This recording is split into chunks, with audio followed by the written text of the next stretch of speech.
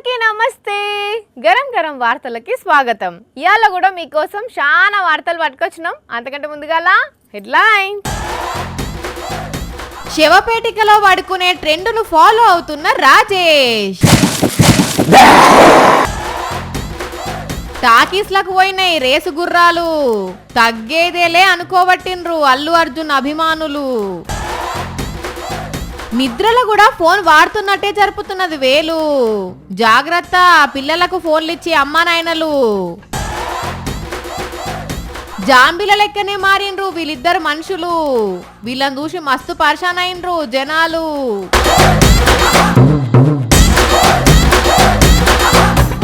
ఈ నడుమ బాగా తలకే తింటాడు మన రాయేష్ గాడు. చెప్పిన పని చేసుడు లేదు, యాళ్లకు వాత తెచ్చుడు లేదు. రోజు ఏడున్నాడని ఎతుకురుడు అవుతున్నది.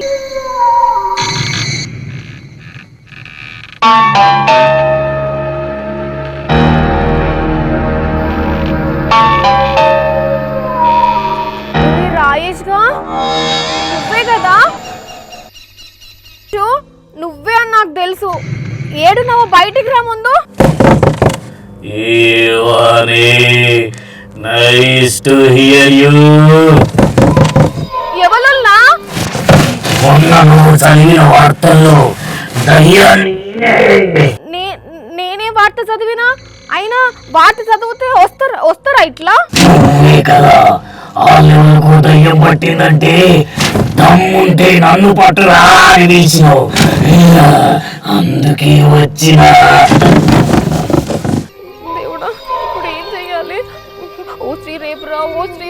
ఓ ఈ స్త్రీ నరిగిన ముఖంగా, నేను స్త్రీని కాదు. నాకు భయం అవుతుంది.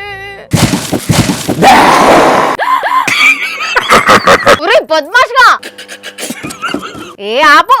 సమాధిలో కుళ్ళబొడిచిన పశుపతి ముఖం వేసుకొని ఒకటే నవ్వుతున్నావు. అయినా గా అట్టపెట్టలో ఏం చేస్తున్నావు? జీవిత పరమాన్నాన్ని తెలుసుకుంటున్నా. నీ తలకాయే, అది పరమాన్నము బెల్లం అన్నము కాదది, పరమార్థం. అర్థం తెలవకనే కదా తెలుసుకుందామని డబ్బాలవన్నా. ఎవడన్నా జీవితం అంటే ఏందో తెలవాలంటే మఠాలకు పోతాడు, మండపాలకు పోతాడు గాని అట్టపెట్టల వండుడేంద్రా పందిగా. కాఫిన్ థెరపీ అంటారు దీన్ని. కాఫీ టీ కాదు, కాకి మోకం దానా. కాఫిన్ అంటే శవపేటిక థెరపీ అంటారు దీన్ని. శవపేటిక థెరపీ ఏందిరా? జపాన్ లో ఇప్పుడు ఇదే ట్రెండ్ నడుస్తున్నది. బతికుండగానే శవపేటికల వంటారు అన్నట్టు. ఏమైతుంది అట్లా అంటే? అట్లా వన్నోళ్ళల్లా చాలా మంది అసలు జీవితం అంటే ఏంది, నిజంగా రేపట్లా చచ్చిపోతే మనల్ని నమ్ముకున్న వాళ్ళ పరిస్థితి ఏంది అని ఆలోచన చేస్తున్నారట. దానివల్ల ఉన్నన్నాళ్ళు మన అనుకున్న వాళ్ళను మంచిగా చూసుకున్నాడు, భవిష్యత్తు మీద ఎక్కువ శ్రద్ధ పెట్టి జీవించుడు చేస్తారట. సాల్గంతి జర్రసేపు శవపేటికల వండంగానే మొత్తం గానోదయం అవుతుందట్నా? అరే నిజమబ్బా, ఈ కాఫిన్ థెరపీ సెంటర్లకు వచ్చి మస్తు మంది శవాలోతిగా వండుకొని పోతున్నారట. అంటే చూసినవా, మనుషులు అందులో వండుకోగానే నిజంగానే చచ్చిపోయిన వాళ్ళ మీద చల్లినట్టు పూలు చల్లి మీదికించి మూత పెడతారు అన్నట్టు.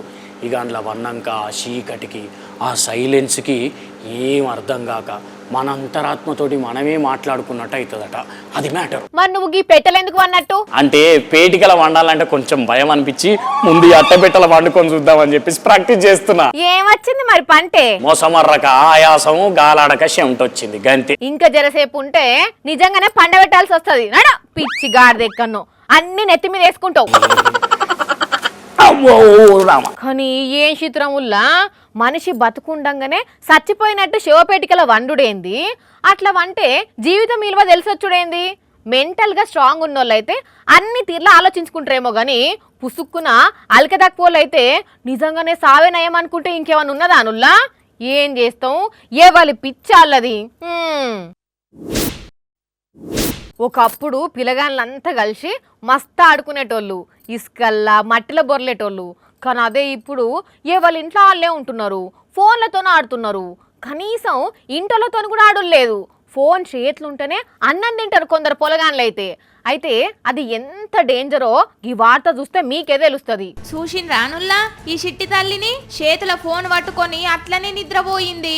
అయితే నిద్రపోయేదాకా ఆ ఫోన్ తోని ఆడిందో రీల్స్ దొబ్బుకుంటే చూసిందో గాని నిద్రపోయినాక కూడా ఆ ఏళ్ళు అట్లనే జరుపుతున్నది ఇంకో వీడియో కోసం జరిపినట్టు.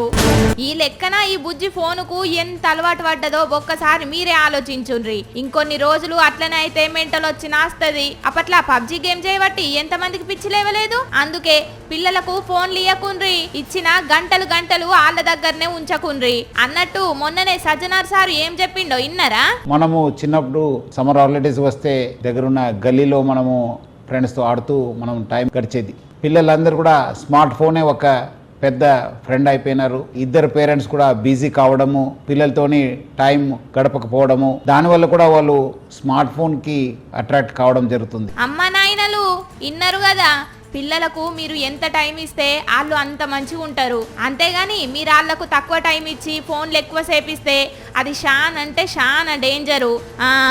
ఈ బుజ్జిని చూస్తే మీకే అర్థం కావాలి, ఇక ఆలోచించుకోండి.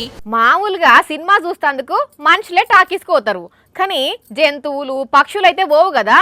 కానీ గీడేందో వింతగా గుర్రాలు సినిమా చూస్తందుకు పోయినాయోల్లా. అవును, సినిమా నడుస్తుంటే సీదా లోపలికి పోయినాయి. చూసిన రానుల్లా 2 రేసు గుర్రాలు సినిమా టాకీస్లకు ఎట్లొచ్చినాయో. అయినా మరి వీటిని ఎందుకు తీసుకొచ్చిండ్రు? ఇవేమన్నా సినిమా చూస్తాయా అంటే ఇవి మామూలు గుర్రాలు కాదు, రేసు గుర్రాలు.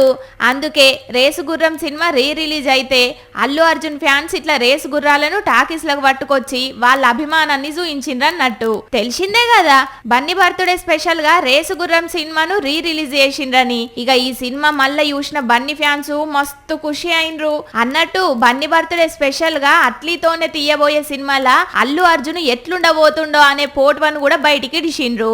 వామ్మో, మస్తు డేంజర్ గా కనబడుతున్నాడు కదా అల్లు అర్జున్. ఫస్ట్ సారి చూసినోళ్ళు గుర్తుపట్టుడు కూడా కష్టమే అనుకుంటా. లేకపోతే మరి ఆ గుండు, కళ్ళకు కాటుక, పెద్ద గోర్లు, వింత ఉన్నాడులే. ఇక ఈ లుక్ను చూసిన పుష్పరాజు ఫ్యాన్స్ ఫుల్ ఖుషి అయ్యి అవ్వా తగ్గేదేలే అని అంటున్నారు. బుడ్డ పొరలు స్టాచ్యూ ఆట ఆడుతుంటారు తెలుసానుల్లా. ఒకరు స్టాచ్యూ అనుడితోనే అవతలోళ్ళు కదలకుండా అట్లనే నిలుసుండిపోవాలి, కదిలితే అవుట్ అయినట్టు వాళ్ళు. అయితే గీడ కూడా ఓ ఇద్దరు రోడ్డు మీద స్టాచ్యూ లెక్కనే నిలుసుండిపోయినరు. అట్లని వాళ్ళు ఆట కూడా ఆడతలేరు. మరి ఎందుకు అట్లా అయినరు అంటే అరుచుకుందాం పాండ్రి. ఇంగో ఈయనే వంగిపోయిన స్టాచ్యూ లెక్క కదలకుండా అట్లనే ఉండిపోయిండు. ఇంగో ఈయన కూడా బట్టల షాపు ముందు నిల్చుండబెట్టిన బొమ్మ లెక్కనే అట్లనే కదలకుంటుండిపోయిండు. మరి వీళ్ళిద్దరికి ఏమైంది? అట్లెందుకు జాంబీల లెక్కనే కదలకుండా ఉండిపోయినరు అంటే అదే కదా కథ. జాంబీ డ్రగ్స్ తీసుకున్నారట, అంతే ఆ మత్తుల ఇట్లా రోడ్డు మించి నడుచుకుంటా పోయి జాంబీ లెక్కనే మారిపోయినరు, అట్లనే కదలకుండా ఉండిపోయినరు.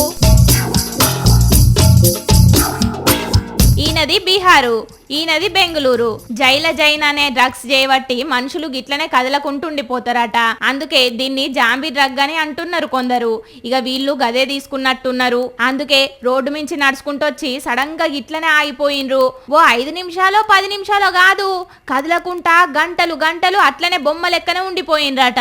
ఇక వీళ్ళని చూసిన రోడ్డెంట పోయేటోళ్ళు షాక్ అయినరట. కానీ ఏం డ్రగ్సో ఏం పాడో పోన్రి, మనుషుల ప్రాణాలు పోవుడు కాకపోతే ఎందుకు వచ్చినట్టుల్లా. చిన్నగున్నప్పుడు పిల్లలను భుజాల మీద ఎక్కించుకొని ఆడిపిస్తాడు తండ్రి, గుండెల మీద ఊసబెట్టుకొని ముచ్చట్లు చెప్తాడు. పిల్లలు వాళ్ళ చిట్టి పొట్టి కాళ్ళతో దంతుంటే ఆ పసి పాదాలను ముద్దులాడుకుంటా మురిసిపోతాడు. కష్టం వస్తే నేనున్నా, నీకేం కాదు అని కొడుకుకు తండ్రి ఎట్లనైతే ధైర్యం చెప్తాడో కొడుకు కూడా తండ్రికి ఆసరా అవుతాడు. ఈ వీడియోలు చూస్తే ఎవ్వరికైనా కండ్లల్లో నీళ్లు తిరుగుతాయి.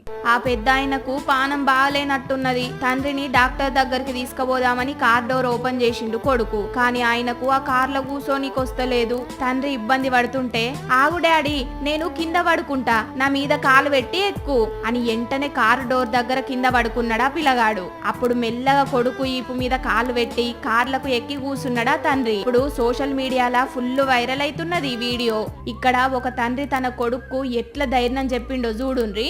డాక్టర్ ఆ పిల్లగానికి ఎంఆర్ఐ స్కానింగ్ చేపియమన్నాడు. ఆ మిషన్ ను చూడంగానే డాడీ నాకు భయమైతున్నది అని ఏడుస్తుంటే, భయం ఎందుకు నానా, ఏం కాదు నేనున్నా కదా, పా నేను కూడా నీతోనొస్తా అని అక్కడున్న టెక్నీషియన్ కు నచ్చజెప్పి ఆయన కూడా కొడుకుతో పాటు మిషన్లకు పోయిండు. ఈ వీడియో కూడా మస్తుగా వైరల్ అవుతున్నది.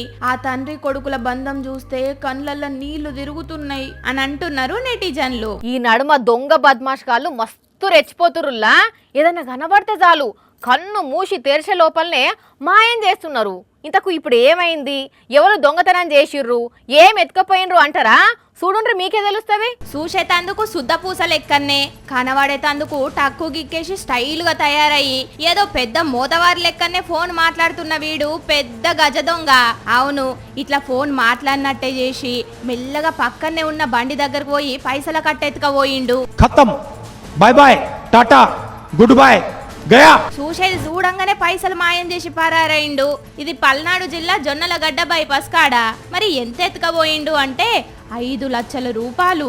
పాపం ఆయన ఆ పైసలు అప్పుగా తెచ్చి ఉల్లిగడ్డలు కొనుక్కొని పోదామని వచ్చిండట. మరి వీడు ఎట్లా నజర్ పెట్టిండో గాని డిక్కీలున్న డబ్బులను ఎత్తుకపోయిండు. ఇట్లా సీసీ కెమెరాలో విని భాగవతం అంతా రికార్డ్ అయింది కాబట్టి ఏడికి పోడు తీయుండ్రి. కానీ దొరికినాక ఉల్లిగడ్డ పొట్టు ఒలిచినట్టు ఒలవాలే, అప్పుడు గాని ఇంకోసారి ఇటువంటి దొంగ పనులు చేయడు. నెలలు నిండిన బిడ్డతో పాటు ట్రైన్లో జర్నీ చేస్తున్నారు ఆమె తల్లిదండ్రులు. టైము అర్ధరాత్రి అయింది. సడన్గా అమ్మాయికి నొప్పులు స్టార్ట్ అయినాయి. బయట చిమ్మ చీకటి, రైలు ఆగదు, దవాఖానకు తీసుకుపోయేటట్టు లేదు, డాక్టర్ వచ్చి చూసే పరిస్థితి లేదు. ఏం చేయాలి, భగవంతుడా నువ్వే కాపాడాలి అని ఆమె తల్లిదండ్రులు దేవుని మీద భారమేసిండ్రు. ప్యాసింజర్లు టెన్షన్తో చూస్తున్నారు. అప్పుడు ఎవ్వరు ఊహించని ఒక అద్భుతం జరిగింది. ఇగో ఈ అన్ననే ఆ దేవుడు పంపిన దూత లెక్కొచ్చి అద్భుతం చేసి చూపించిండు. ఈయన పేరు వికాస్. రన్నింగ్ ట్రైన్ లా తన ముందు ఒక అమ్మాయి పురిటి నొప్పులతో అల్లాడిపోతుంటే చూసి తట్టుకోలేకపోయిండు. అంబులెన్స్ కు ఫోన్ చేసిండు. 2-3 డాక్టర్లకు కూడా ఫోన్ చేసిండు. ఎవ్వరు వచ్చే పరిస్థితి లేదు. ఇక్కడ ఆల్రెడీ బిడ్డ తల సగం బయటకు వచ్చి ఆగిపోయింది. సిచ్యువేషన్ చాలా సీరియస్గా ఉన్నది. వెంటనే చైన్ గుంజి ట్రైన్ ఆపి ఆమెను ప్లాట్ఫామ్ మీదకి తీసుకొచ్చిండు. డాక్టర్ దేశ్ముఖ్ అనే లేడీ డాక్టర్ కి ఫోన్ చేసి, మేడం ఇది పరిస్థితి, మీరే ఏదో ఒకటి చేయాలని చెప్తే ఆమె వెంటనే వీడియో కాల్లకు వచ్చి పాపను ఎట్లా బయటకు తీయాలనో స్టెప్ బై స్టెప్ చెప్తుంటే డాక్టర్లు చెప్పినట్టు చేసుకుంటూ పోయిండు వికాస్. లాస్ట్ కి ఆ తల్లి పండంటి మగబిడ్డనుగా అన్నది. తల్లి బిడ్డ ఇద్దరు క్షేమంగా ఉన్నారు. రిస్క్ తీసుకొని ఆ తల్లి బిడ్డలను కాపాడిన వికాస్ ను నెటిజన్లు మస్తు తారీఫ్ చేస్తున్నారు. అచ్చం 3 Idiots సినిమాలో కూడా హీరో ఎమర్జెన్సీ కండిషన్ లా ఒక ఆమెకు గిట్లనే డెలివరీ చేస్తాడు. అది సినిమా అయితే రియల్ లైఫ్ లో వికాస్ హీరో అని కామెంట్లు పెడుతున్నారు.